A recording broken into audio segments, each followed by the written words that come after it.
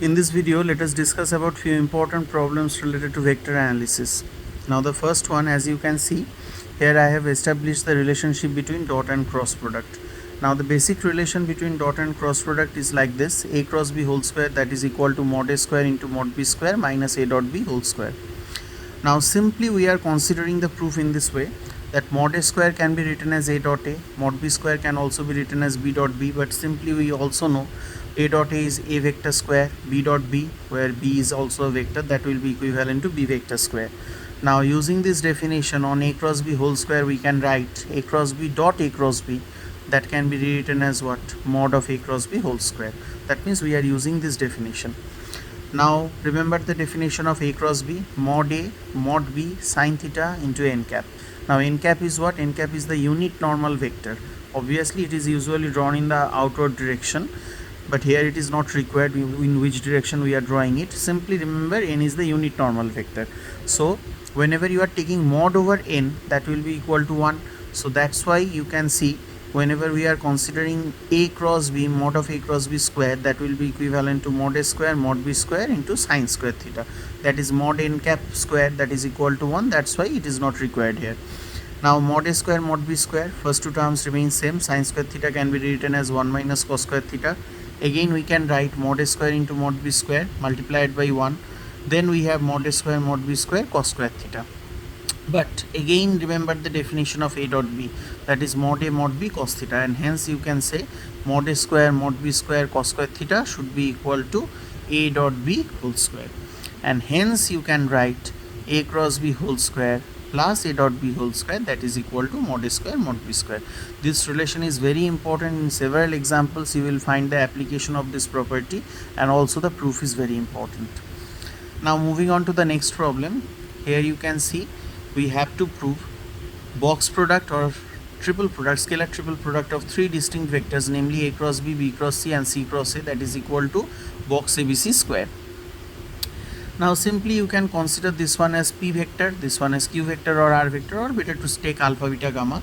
That means as if you are dealing with alpha vector, beta vector and gamma vector. So box alpha beta gamma is what? Alpha dot beta cross gamma. So we are doing the same thing here. Alpha, that is a cross b, dot beta cross gamma means b cross c cross a. Now for simplicity we are considering b cross c as a new vector. As you can see, I have written taking p is equal to b cross c, then p cross c cross a. Just use the definition of vector triple product, then you can write p dot a into c minus p dot c into a. Now what is p? B cross c, then dot a. Similarly, what is p dot c? That is b cross c dot c. Now b cross c dot a, this can be rewritten as a dot b cross c. A dot b cross c can be rewritten as what? Box abc. Now why b cross c dot a can be written as a dot b cross c? Because dot product is commutative. Here similarly you can write b cross c dot c, that is actually what? C dot b cross c, which is in terms of scalar triple products box cbc. Because two components are identical, so this part should be equal to 0, and hence you can write a cross b, then dot c, and then box abc. Now remember here box abc is a scalar, and this part is already 0 because two components are identical, and so that you can write box abc, then a cross b dot c, which can be written again as what? C dot a cross b. That means box cab. So box cab, box abc. Now again remember the property, box abc should be equal to box CAB, that is equal to box BCA. So box ABC and box CAB, these two things are practically same. So that's why this can be replaced by box ABC. Already box ABC is already there, and hence the final answer should be box ABC whole square. So in this way you can prove this result. Now we are going to prove a certain important problem under the product of four vectors. Actually we are considering vector product of four vectors. Now here also you can start with this criteria, that as if we are going to consider four distinct vectors, say a, b, c and d. Now you can see I have written two specific relations corresponding to a cross b cross c cross d. Actually these two results are verified, and you can easily prove this one by choosing a cross b is equals to b, and then by choosing c cross d is equal to something. And whenever you want to implement these results in different problems as per your own convenience, either you can use the first one or you can use the second one. That's why I have written these two results can be considered as a working formula. Now to understand this one, we can consider the following example: A cross B, C cross D, E cross F. Three different vectors are given. We have to find out the box product of these three and we have to prove so that the structure will be like this. For convenience, we can choose this one as P vector, this one as Q vector, this one as R vector. So A cross B equals to P, C cross D is equals to Q vector, E cross F is equals to R vector. Just find out Q cross R. That means C cross D cross E cross F. That means C cross D cross E cross F. It is very much similar to this structure, and here I am going to use this property. Now A C D then B, that means C E F then D, then B C D into A, that means D E F into C. Now find out box P Q R. P dot Q cross R, as we all know from definition. Now Q cross R is obtained like this. Then you are going to consider the dot product with P. So that's why you can see D dot P, C dot P is there. Now D dot P means D dot A cross B. Similarly C dot P means what? C dot A cross B. Now finally you can write this particular portion is box DAB, but again because of the cyclic character of scalar triple product, box DAB can be written as what? Box ABT. And here also box CAB, that will be rewritten as box ABC. And why we have written or modified in this fashion? Because the proof is like this. And finally you can say box PQR is equal to this, but actually PQR is what? Ultimately PQR means A cross B, C cross D, E cross F. That means we have proved the required result. Now let us consider another important example. Here you can see four distinct vectors ABCD are given to you, satisfying the criteria A plus B plus C plus D is equal to null vector. Then we have to prove this result. Now you can see in the proof alpha, beta, gamma, delta, these four vectors are given. So all these four vectors are practically unit vectors which are acting in the direction of A, B, C and D respectively. Now to prove this result, first of all we have to use the definition of unit vector. Suppose A is any particular vector. If you want to find out the unit vector in the direction of A, that means simply you have to consider A by mod A. Now if I consider A by mod A equals to alpha cap, then that will be equal to what? A vector is equal to mod A into alpha. By similar argument you can also say B by mod B is equal to beta. So B is equals to mod B into beta, C equals to mod C into gamma, and finally you can see D is equal to mod D into delta. So practically we are using the definition of unit vectors initially. Now we have to use these values in the basic relation, that is A plus B plus C plus D equal to 0 vector. We have to put all these relations in this particular expression. Then subsequently we have to consider scalar triple product with beta cross gamma, alpha cross beta, etc., to prove this one. Now here you can see after putting these values we will get equation number 1, as I have mentioned this one. Now let us consider dot product with beta cross gamma. That means you can see in the first part we have obtained alpha dot beta cross gamma, then beta dot beta cross gamma, gamma dot beta cross gamma, and finally delta dot beta cross gamma. Now first part will give you what? A vector, then box alpha beta gamma. Second part will give you B vector into box beta beta gamma. Third part will give you C vector. Obviously all these vectors are within modulus, or they are considered in terms of their absolute values. Then we have gamma, beta, gamma under triple product or box product, and finally we have D vector, and along with it we have delta beta gamma. And the right hand side, whenever you are operating dot product, it will be modified as a scalar. So instead of 0 vector I am writing simply 0. Now you can understand this particular portion and this particular portion, they have identical components. Two components are same, so that's why they will be 0. And so that you have obtained the first part as well as from the last part, this two sum of these two parts will be equal to 0. Now just adjust. Simply you can interchange the sides and then you will get this result. Now here you can see after interchanging we have obtained, or transposing, we have obtained minus D vector by alpha beta gamma and then A vector by delta beta gamma. But again we know because of the cyclic character we can rewrite this expression as beta gamma delta under box product. So this is the first relation. I have renamed this one as equation 2 because already we have this one as equation 1. Now in a similar manner we can also consider the dot product of equation 1 with respect to alpha cross beta. Now alpha cross beta means this part will be mod A, then alpha dot alpha cross beta, that is box alpha alpha beta. From the second part, box beta alpha beta. Third part, box gamma alpha beta. Fourth part, delta alpha beta. So here you can see I have written the same thing. Again the first two components have identical structures, beta beta alpha alpha, that's why they are 0.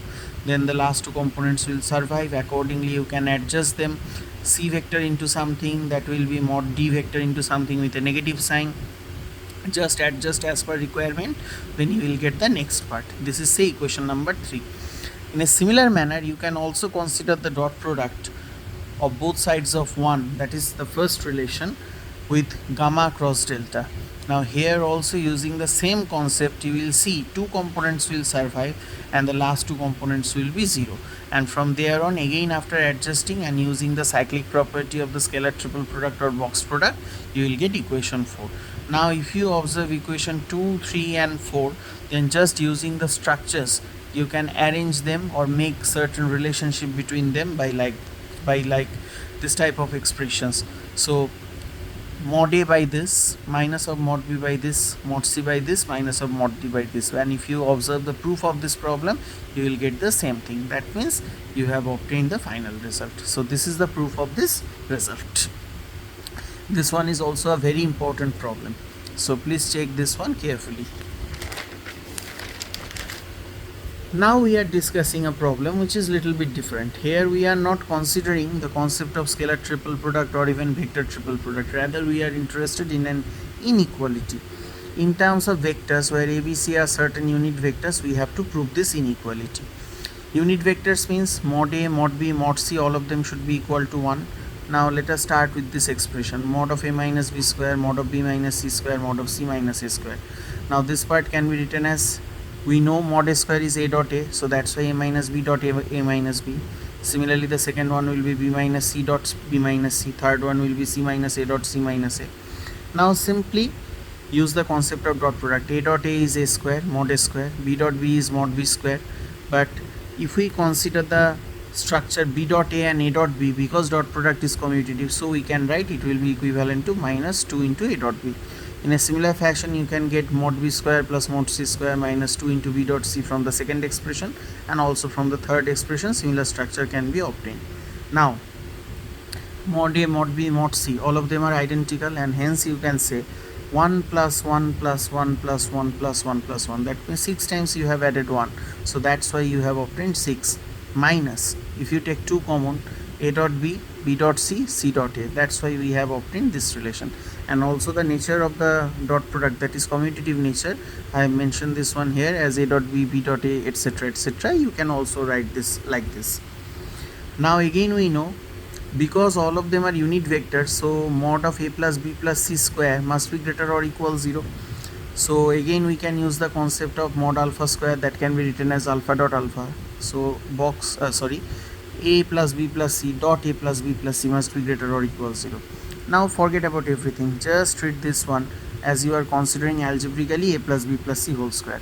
So what is the outcome? A square plus B square plus C square. In terms of vector it will be mod A square plus mod B square plus mod C square. Then 2AB plus 2BC plus 2CA. So we can write 2 into A dot B, B dot C, C dot A. Here also actually we are using the commutativity of dot product. Now this part is greater or equal 0. Now 1 plus 1 plus 1, that's why 3. 2 into this, so you can write 3 must be greater or equal minus 2 into this, or in other words minus 2 into this must be less equal 3. So this portion is less equal 3. So implementing this one, just add 6 on either sides. 6 minus this should be less than 3 plus 6, that is 9. So that's why we are saying that using 3 into, we get this particular structure, mod of A minus B whole square plus mod of B minus C whole square plus mod of C minus A whole square must be less equal 9, and this is the proof of this result. Again I am saying, after getting equation 3, simply you are adding 6 on either sides. then it will be less equal to 9, and 6 minus this entire portion already you have proved that is nothing but equal to this expression. Thus we have proved the required result. Now let us consider again another important problem. Actually I am discussing each and every problem just like this. We are considering another important problem and so on, because all these problems are actually important. That's why I am saying this one repeatedly. So given two vectors, alpha is like this, beta is like this, we have to express beta in the form of beta 1 plus beta 2, where beta 1 is supposed to be parallel to alpha and beta 2 is perpendicular to alpha. Unless you find out the expression for beta 1 and beta 2, you will never be able to find out the expression for beta. So let us start with the value for beta 1 as well as beta 2. Now beta 2 can be assumed as a1i plus a2j plus a3k. Beta 2 is perpendicular to alpha, it is mentioned in the question, you can see. So beta 2 dot alpha is equal to 0. Simply use the concept of dot product. Alpha is known to you, 3i minus j. So this part dot 3i minus j will give you this one, 3a1 minus a2 equal to 0, and hence a2 equals to 3a1. Remember this expression because later this one will be used. a2 equals to 3a1. Also beta 1 is parallel to alpha. Now we have to use the concept of parallelism. Because it is given here, beta is nothing but equal to beta 1 plus beta 2. This is the fundamental relation. So we can write beta 1 is actually what? Beta minus beta 2. Beta is known to you, it is mentioned in the question. Beta 2 is assumed. So simply rewrite beta 1 as something into I1, something into j plus something into k. Not I1, actually it is I cap. So beta 1 is parallel to alpha. So you can say because of parallelism, beta 1 cross alpha should be equal to null vector. So form the respective determinant in order to evaluate this cross product, and then using the property of determinant, I hope you can easily understand this one. That's why I am not explaining this one. You will get something into I cap plus something into j cap plus something into k cap. Now on the right hand side it is already null vector. Now null vector can be written as 0i plus 0j plus 0k cap. So practically you are comparing the coefficients of I cap, j cap and k cap from either side, and thus you have obtained 3 plus a3 equal to 0, 9 plus 3a3 that is equal to 0, and finally this portion is equal to 0. Now a3 is equal to minus 3 from both these relations, that's why I have highlighted only one. Now from the next one, a1 plus 3a2 that is equal to 5. But remember I told you from equation 2 we have to use the value of a2. a2 is what? a2 is supposed to be 3a1. If you can't remember, let me show you again. a2 is 3a1. From equation 2 we have obtained this one, and so we can replace the value of a2 by 3a1, and hence you have obtained a1 plus 9a1 is equal to 5, that is 10a1 must be equal to 5. So a1 is equal to half. Simply you can say a2 will be 3a1, that is 3 by 2. Now it's very simple. The problem is now reduced to the fact of determining beta 2 and beta 1, and hence beta. Now beta 2, what was the value of beta 2? a1i plus a2j plus a3k. Just use this value of a1, a2 and a3, then you will get this result. I have taken half common, that's why we have obtained this type of shape. For your convenience I have highlighted the values of a1, a2 and a3 so that you can easily understand what to put here. Now from equation number 4, that is from here, put the values of a1, a2 and a3 to get the values of beta 1. Again you can see after simplification you have obtained beta 1 is like this, and so the final answer should be what? Beta, which is supposed to be beta 1 plus beta 2.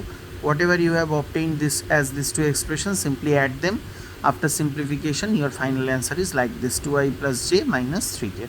So this will be your final answer. This is the required vector beta which will satisfy the given condition.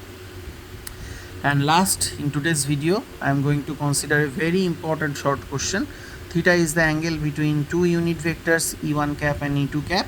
Then we have to show mod of e1 cap minus e2 cap is equal to 2 sine theta by 2.